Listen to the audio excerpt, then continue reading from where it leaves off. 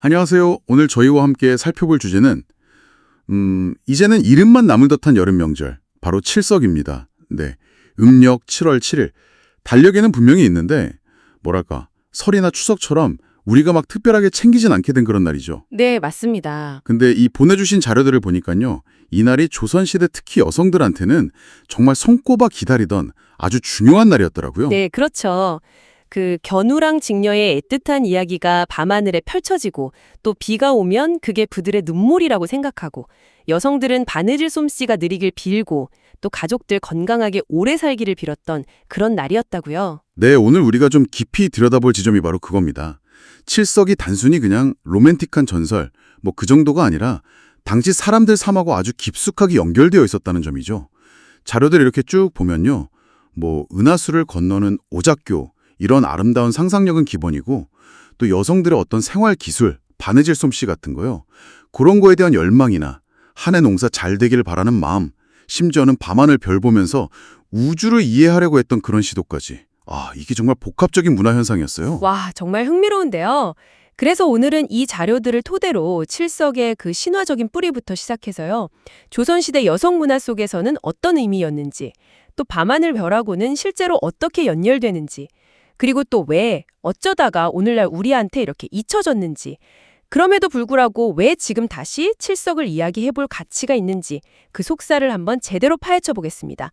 자, 한번 시작해볼까요? 네, 좋습니다. 우선 가장 기본적인 질문부터 시작해보죠. 왜 하필 음력 7월 7일일까요? 이 날짜 자체에 뭔가 특별한 의미가 있었던 걸까요? 아, 네. 그게 또 흥미로운 지점인데요. 그 동국세시기 같은 옛날 기록을 보면 우리 조상들은 예로부터 홀수, 그러니까 양수가 이렇게 겹치는 날을 길하다고 여겼어요. 뭐 3월 3일 삼진날이나 5월 5일 단오처럼요. 7월 7일도 마찬가지로 양수인 7이 두 번 딱 겹치니까 뭔가 좋은 기운이 가득한 날이다. 이렇게 생각한 거죠. 근데 여기에 더해서 공교롭게도 그 여름밤 하늘을 보면 견우성하고 직녀성이 은하수를 사이에 두고 가장 가깝게 보이는 시기하고 딱 맞아떨어져요.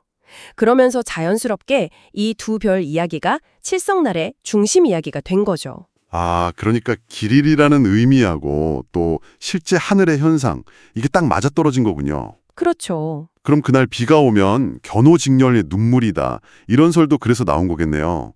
이게 그냥 감상적인 표현이 아니었군요. 네, 맞습니다.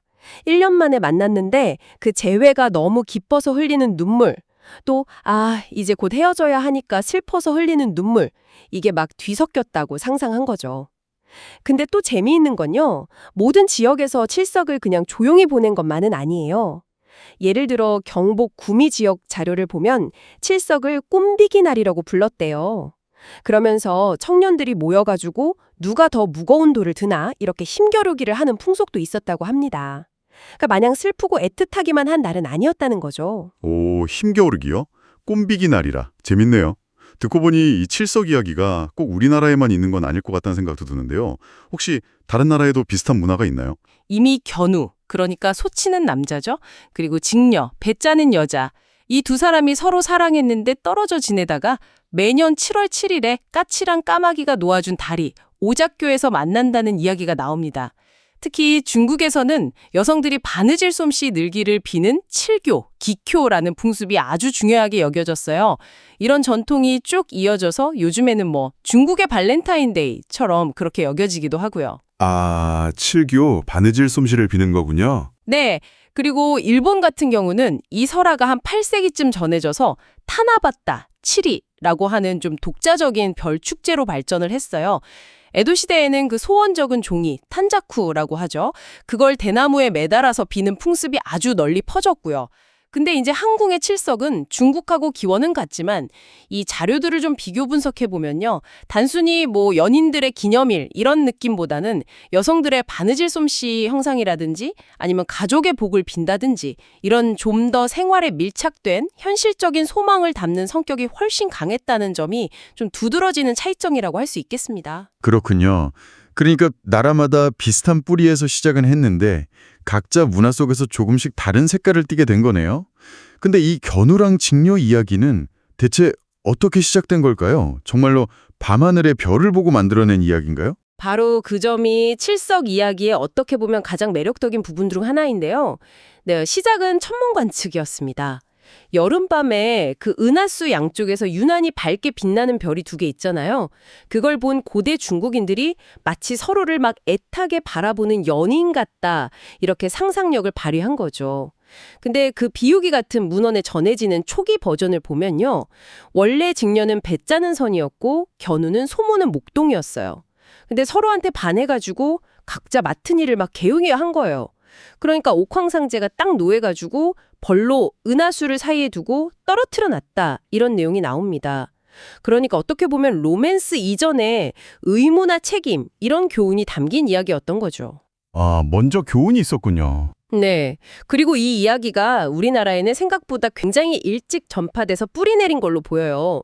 무려 서기 408년에 만들어진 걸로 추정되는 고구려 덕흥리 고분 벽화에요. 견우하고 직녀가 오작교에서 만나는 장면이 그려져 있거든요. 408년이요? 와, 고구려 시대부터요? 네, 그러니까 삼국시대 아니면 그 이전부터 우리 조상들이 이 이야기를 알고 있었다는 아주 강력한 증거죠. 이야, 하늘의 별을 보면서 그런 교훈적인 내용이랑 또 사랑 이야기를 같이 엮어냈다니 당시 사람들 세계관을 엿보는 것 같아서 정말 흥미롭습니다. 자, 그럼 이제 시간하고 공간을 좀 옮겨서 조선시대로 한번 가볼까요? 이 보내주신 자료들을 보면 조선시대 여성들한테 칠석은 거의 여성들의 명절처럼 여겨졌다 이렇게 나오는데 구체적으로 어떤 의미였을까요? 네, 자료들을 이렇게 종합해서 보면요. 칠석은 조선 여성들한테 단순한 명절 그 이상이었어요. 뭐랄까 일종의 해방구 아니면 자기 개월의 날, 네. 뭐 이런 느낌도 있었죠. 그 동국세식이나 국립민속박물관 자료 같은 걸 보면 여성들이 이날 아주 정성껏 제물을 차려놓고 직녀성한테 절하면서 바느질 솜씨가 늘게 해달라고 빌었어요. 이게 왜 중요하냐면 당시 사회에서는 여성의 가치를 평가하는 아주 중요한 척도 중 하나가 바로 바느질이나 길쌈 솜씨였거든요. 네. 그러니까 이 기원은 단순히 손재주 좋아졌으면 좋겠다, 이걸 넘어서서 자신의 능력을 인정받고 싶은 열망, 다시 말하면 사회적인 가치를 증명하고 싶은 그런 염원이 담겨 있었다, 이렇게 해석할 수 있는 거죠. 아, 그렇군요. 단순히 그냥 손재주가 좋아지길 바라는 걸 넘어서 자기 역할이나 능력을 인정받고 싶은 마음이 거기에 담겨 있었다는 거군요. 와, 이거 정말 중요한 포인트네요. 네, 그렇죠. 그럼 걸교라는 풍속도 그런 맥락에서 이해를 해야겠네요. 정확합니다. 걸교가 글자 그대로 보면 솜씨를 구걸한다는 뜻이지만 그 속내는 훨씬 깊어요. 예를 들어 전라북도 지역 기록을 보면 여성들이 오색실이랑 과일 같은 거 차려놓고 별을 향해서 절을 하거나 아니면 물동이에 맑은 물을 떠놓고 그 위에 재를 뿌려요. 그리고 다음날 거기에 어떤 흔적이 나타나는지로 길흉화복을 점쳤다는 내용이 나옵니다. 제 위에 나타난 흔적으로요. 신기하네요. 네, 포천 지역 기록에도 비슷한 풍습이 있는 걸 보면 꽤 보편적이었던 것 같아요. 근데 이게 단순히 운세를 점치는 행위를 넘어서서요. 뭐랄까, 불확실한 미래에 대한 어떤 불안감 같은 걸 해소하고 자기 삶에 대한 통제력을 조금이라도 확보하려는 그런 적극적인 시도로 볼 수 있는 거죠. 네네, 이해가 갑니다. 그리고 또 칠석은 여성들이 잠시나마 그 고된 가사노동에서 좀 벗어나서 서로 교류하고 또 연대하는 그런 날이기도 했습니다. 포천 지역 자료에 보면 좀 재미있는 기록이 있는데 이날은 서당 다니는 남학생들도 쉬면서 여성들이 하는 걸교 행사를 구경 나왔대요. 그리고 마을 청년들이 잠시 여성들 일을 돕기도 했다는 겁니다. 오, 그래요? 네. 또 여성들끼리 모여서 서로 바느질 솜씨를 이렇게 겨루는 걸교놀이라는 걸 했는데 이걸 통해서 서로의 능력을 막 칭찬하고 격려하면서 여성으로서의 어떤 정체성이나 자부심 이런 걸 확인하는 기회도 가졌던 거죠. 와, 듣고 보니까 여성들한테는 정말 숨통이 트이는 날이자 또 서로에게 힘이 되어주는 그런 소중한 시간이었겠나요. 맞습니다. 명절하면 또 음식 이야기도 빼놓을 수가 없죠. 칠석 즈음에는 밀가루 음식을 특히 즐겨 먹었다고요? 네, 시기적으로 딱 그 장마가 끝나고 햇매를 수확하는 때하고 맞물려요. 그래서 갓 나온 그 햇밀가루로 뭐 밀전병이라든지 밀국수 같은 걸 만들어 먹으면서 여름의 결실을 축하했던 거죠. 또 뭐 깻국죽이나 핵과일, 떡 이런 것도 같이 나눠 먹으면서 다가올 가을 추수 전에 가족들 건강 기원하는 그런 의미도 있었고요. 어떻게 보면 소박하지만 계절의 변화나 자연의 순환에 감사하는 마음이 담긴 그런 식문화 왔다고 할 수 있습니다. 자, 그럼 이제 밤하늘로 한번 시선을 옮겨볼까요? 견우랑 직녀, 실제로 어떤 별들인지 좀 궁금합니다. 천문학적으로는 어떻게 설명될까요? 아, 네. 천문학적으로 보면 직녀성은 검은 고자리의 베가입니다. 여름밤 하늘에서 가장 밝은 별 중 하나고요. 푸른 빛을 띠면서 아주 아름답게 빛나죠. 북반구 하늘에서는 아크투루스하고 함께 가장 밝은 별을 속해요. 그 동아 사이언스 기사를 보니까 약 12,000년 후에는요. 지구 다전축이 이렇게 팽이처럼 조금씩 기울어지는 현상, 세차운동이라고 하죠. 그 세차운동 때문에 이 베가가 현재의 북극성 폴라리스를 대신해서 북극성이 될 예정이라고 합니다. 그만큼 하늘에서 아주 중요한 위치를 차지하는 별인 거죠. 12,000년 뒤라니. 와, 정말 까마득하네요. 그럼 견우성은요? 흔히 독수리 자리의 알타이르라고 많이 알려져 있잖아요. 네, 맞아요. 알타이르도 여름밤 하늘의 대표적인 별이죠. 베가 그리고 백조자리의 대내부하고 함께 그 유명한 여름의 대삼각형을 이루는 아주 밝은 별입니다. 그래서 민간에서는 오랫동안 이 알타이르를 견우성으로 여겨왔어요. 근데 천문학적으로 조금 더 깊이 파고들면 약간의 의문이 생기긴 합니다. 왜냐하면 알타이르는 은하수 안쪽에 위치해 있거든요. 그래서 전설처럼 은하수를 딱 사이에 두고 직녀, 즉 베가랑 애틋하게 마주보는 모습하고는 조금 다르다는 지적이 있어요. 아, 위치가 좀 안 맞는군요. 네, 그렇죠. 그래서 그 한국천문연구원의 안상현 박사님 같은 연구자분은요. 염소 자리의 베타별인 다비흐라는 별이 실제 전설 속 견우성이었을 가능성을 제시하기도 합니다. 이 다비흐는 알타이르하고 달리 은하수 바깥쪽에 위치해 있어요. 그래서 직녀성하고 은하수를 사이에 두고 마주보는 그 전설의 구도하고 더 잘 들어맞는다는 거죠. 옛날 문헌이나 민간에서 알타이르는 하구라고 부르고 다비흐를 견우성이라고 칭했다는 기록도 이 주장을 좀 뒷받침하고요. 그래서 어느 쪽이 진짜 견우성인지는 여전히 좀 흥미로운 이야깃거리입니다. 이야, 견우성이 알타이르가 아닐 수도 있다니 이것도 새로운데요. 그럼 오작교는요? 그건 정말 까칠한 까마귀가 다리를 놓는 건 아니겠죠? 네, 그 오작교는 실체 천체는 아니고요. 1년에 딱 하루 견우랑 직녀가 만날 수 있도록 까칠한 까마귀가 자기들 몸으로 은하수 위에 다리를 놓아준다는 아주 아름다운 상상 속의 다리죠. 우리가 은하수라고 부르는 건 사실 우리 은하의 단면을 지구에서 본 모습이잖아요. 하늘을 가로지르는 그 희미한 빛의 띠. 옛날 사람들은 이걸 은빛 강으로 보았고 특히 칠성 무렵인 여름철에 이 은하수가 가장 뚜렷하게 보이니까 마치 그 위에 다리가 놓이는 것 같은 그런 신비로운 느낌을 받았을 겁니다. 아하, 그러니까 은하수 자체가 일종의 무대 배경이 된 셈이군요. 옛날 사람들한테 밤하늘은 어떤 의미였을까요? 단순히 그냥 별자리 찾는 걸 넘어서는 뭔가 더 깊은 의미가 있었을 것 같은데요. 그렇죠. 고대 사회에서 밤하늘은 달력이자 시계였고요. 때로는 신의 메시지를 읽는 창고이기도 했습니다. 견우성하고 직녀성이 밝게 빛나는 시기는 농경 사회에서는 굉장히 중요했어요. 왜냐하면 장마가 끝나고 마지막 김매기를 하거나 아니면 잠시 농사일이 좀 한가해지는 때하고 딱 맞물렸거든요. 그래서 사람들은 별의 움직임을 보면서 농사 시기를 가늠했고 더 나아가서는 별들의 만남이나 헤어짐에 자신들의 삶, 소망, 또 애환 같은 것들을 투영했던 거죠. 어떻게 보면 칠석설화 자체가 바로 이런 천문현상하고 인간사를 연결하려고 했던 아주 깊은 상징적인 시도였다 이렇게 볼 수 있습니다. 자연하고 인간이 하나로 연결되어 있다고 믿었던 그런 세계관의 반영이라고 할 수 있겠죠. 와, 정말 듣다 보니 천문학적인 배경에 또 여성들의 삶과 소망, 공동체 문화까지 정말 풍성하게 담겨있던 중요한 날이었는데 어쩌다가 오늘날 우리는 칠석을 거의 잊게 된 걸까요? 그 이유가 뭘까요? 그게 좀 복합적인데요. 여러 요인이 작용했습니다. 우선 칠석은 고려 말 공민왕 때 궁중에서 연회가 열리고 조선 초기에는 성균관에서 특별 과거 시험까지 치렀을 정도로 비중이 있었어요.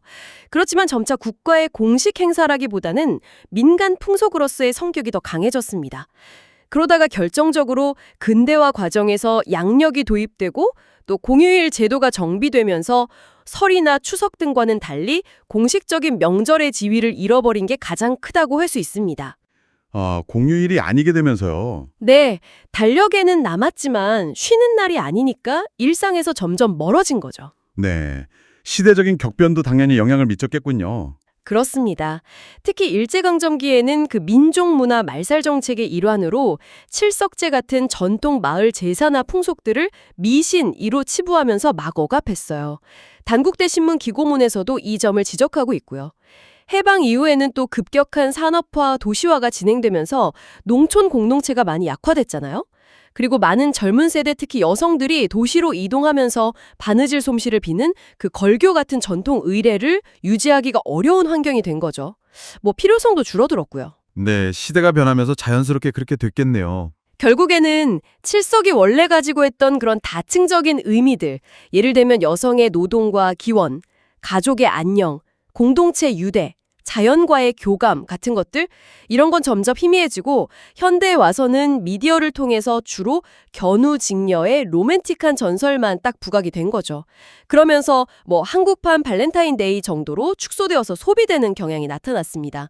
지역마다 정말 다양했던 풍성한 이야기나 사회적인 맥락은 대부분 잊히고 만 겁니다. 정말 안타까운데요. 그렇다면 이렇게 좀 희미해진 칠석을 지금 다시 이야기하는 것이 어떤 의미가 있을까요? 그냥 과거의 이야기로 남겨둘 수도 있을 텐데요. 전통이라는 게 과거에 그냥 딱 고정된 게 아니거든요. 현재하고 끊임없이 대화하면서 새로운 의미를 만들어낼 수 있는 그런 자원이라고 생각합니다. 예를 들어서 충남 공주시에 하대일이라는 마을이 있는데 여기서는 200~300년 된 칠석제를 일제강점기나 뭐 새마을 운동 시기 미신타파 이런 분위기 속에서도 꿋꿋하게 지켜왔다는 기록이 있어요. 지역 신문 기사를 보니까 지금도 청년회랑 부녀회가 중심이 돼서 농기 싸움놀이 같은 형태로 그 명맥을 잇고 있다고 해요. 이게 단순히 과거를 보존하는 걸 넘어서 마을 공동체를 하나로 묶어주고 활력을 불어넣는 아주 중요한 매개가 되는 거죠. 와, 정말 대단하네요. 그 맥을 이어오고 있다는 게. 그렇죠. 또 다른 접근 방식은 칠석을 시대 정사의 집합체로 한번 읽어보는 거예요. 견우직녀 설화 속에서 두 사람이 책임을 다하지 않아서 벌을 받는다는 그 설정 있잖아요. 그건 당시 사회가 중요하게 생각했던 노동윤리나 성역할에 대한 관념을 반영하는 거고요. 또 여성들이 바느질 솜씨나 건강을 빌었던 것은 어떻게 보면 불안정한 삶 속에서 자신의 가치를 높이고 주체성을 찾으려는 노력으로 해석될 수 있는 거죠. 또 농부들이 별 보고 농사시기 가늠했던 것은 자연과 조화롭게 살아가려고 했던 어떤 지혜의 발현이었고요. 이렇게 칠석을 통해서 과거 사람들의 삶의 조건, 감정, 사회 규범까지 아주 입체적으로 이해할 수 있다는 겁니다. 그러니까 단순히 그냥 옛날 이야기가 아니라 그 시대를 살았던 사람들의 생각과 삶의 방식을 비춰주는 거울 같은 거군요. 바로 그렇습니다. 그리고 또 하나 현대인에게 주는 의미도 있어요. 우리가 너무 바쁘게 살아가잖아요. 이런 일상 속에서 잠시 좀 멈춰서서 밤하늘 한번 오려다보고 계절의 변화나 시간의 흐름을 느껴보는 것. 그것 자체만으로도 의미가 있지 않을까요? 그 국립무형유산원에서 2022년에 칠한 친구라는 아주 재치 있는 이름으로 야시장이나 별관측, 국악공연을 결합한 칠석 행사를 연 적이 있는데 이것도 비슷한 맥락일 겁니다. 칠한 친구요. 이름 좋네요. 네, 현대적인 방식으로 칠석을 재해석하고 즐기면서 자연스럽게 과거와 현재를 연결하려는 그런 시도인 거죠. 뭐 스마트폰이나 인공조명 때문에 밤하늘의 별을 잃고 살기 쉬운 시대이긴 합니다. 하지만 잠시 시간을 내서 뭐 별자리 앱의 도움을 받든 아니면 그냥 맨눈으로든 하늘을 올려다보면서 베가랑 알타이르를 찾아보거나 오작교 이야기를 떠올려 보는 것만으로도 우리는 좀 잊혔던 감각과 다시 연결될 수 있다고 생각해요. 자, 오늘 저희가 함께 살펴본 것처럼 칠석은 견우와 직녀의 그 애틋한 사랑 이야기, 정말 그 이상이었습니다. 여성들의 간절한 기도와 생활 속의 소망, 또 농경사회의 지혜와 자연관찰, 공동체의 유대감, 그리고 밤하늘에 대한 경외심까지 정말 여러 겹의 의미가 담긴 날이었네요. 네, 그렇습니다. 그래서 우리는 칠석을 단순히 그냥 과거의 명절이나 뭐 연인들의 날로만 기억할 게 아니라 그 안에 숨겨진 풍부한 이야기들, 잊힌 가치들을 다시 발견하고 현재 우리의 삶에 한번 비춰볼 수 있다는 거죠. 옛사람들이 밤하늘을 보면서 던졌을 법한 질문을 우리 자신에게 던져보는 건 어떨까요? 밤하늘 저 별들은 대체 어떤 이야기를 품고 있을까? 아니면 나는 오늘 내 삶에 얼마나 정성을 다하고 있는가? 같은 질문들 말입니다. 네, 좋은 질문이네요. 그래서 오늘 밤 어쩌면 지금 이 방송을 듣고 계신 당신도 잠시 스마트폰을 내려놓고 창밖이나 밖으로 나가서 하늘을 한번 올려다보는 건 어떨까요? 견우성하고 직녀성을 직접 찾아보고 그 사이를 흐르는 희미한 은하수도 한번 느껴보시고요. 그리고 시간이 좀 허락한다면 인터넷 검색창에 칠석풍속이라든지 견우직녀 다른 버전 이렇게 검색해 보시는 것도 좋겠습니다. 아마 생각했던 것보다 훨씬 더 흥미롭고 다채로운 우리의 이야기가 기다리고 있을지도 모릅니다. 그리고 기억해 주세요. 당신이 올려다보는 바로 그 밤하늘 아래 아주 오래전 그 별을 바라보았던 사람들과 지금의 우리는 여전히 같은 하늘 아래에서 시간을 공유하며 연결되어 있다는 사실을요.